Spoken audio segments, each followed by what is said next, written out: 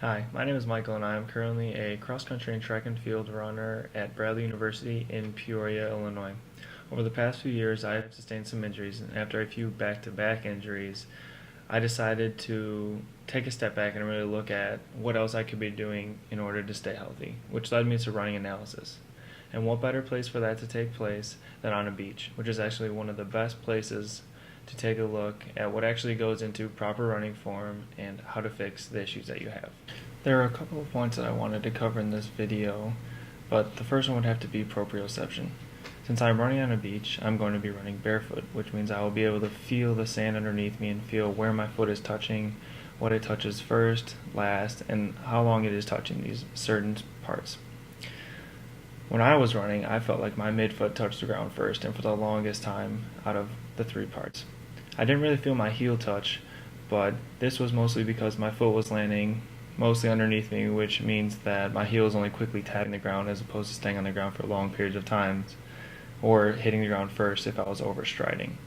And finally, my toes, they were more of a pushing off point for me, and so I only felt these towards the end of when I was lifting my foot off the ground. Another reason why using the beach to analyze your running form is a good tool is because you can look at the footprint that you are leaving on the beach and look for certain things in it.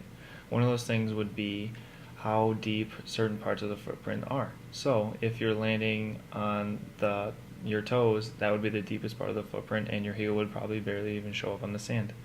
And if you're landing on your midfoot, that would be the deepest part, and if your heel's striking when you overstride, that would be the deepest part of the footprint. So I thought it was interesting to see that my footprint actually was the deepest in the middle, which kind of demonstrated that I am landing underneath my body and that it is deepest. The third thing that I noticed when I was looking at the video of me running on the beach was that you can really tell if you're using your hamstring and pulling, because when I ran on the loose sand, it was much harder to run on than running on the wet sand that was packed together. And so running on this loose sand is a good way to indicate if you're actually activating your hammy and pulling. Also, it was a good way to test your agility, because running in the loose sand, it had a lot of grooves, so having to switch back and forth quickly to avoid twisting an ankle or something like that. And also it really tested your balance, because running on it was very uneven, and using your hips to maintain balance. And finally, even though these two surfaces are very different from each other, one being loose dry sand and one being wet compacted sand, I was able to neutralize these differences by doing drills. So the drills would allow me to keep my stride short and my foot underneath me, even though I was running on two different types of surfaces.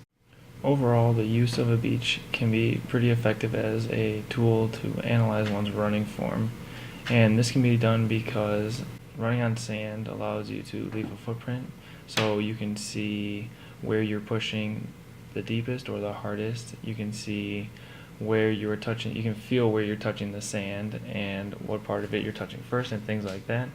And you're able to feel the pull when you're running on loose sand, the pull, and use your hamstring in order to keep your foot underneath you in order to maintain proper running form.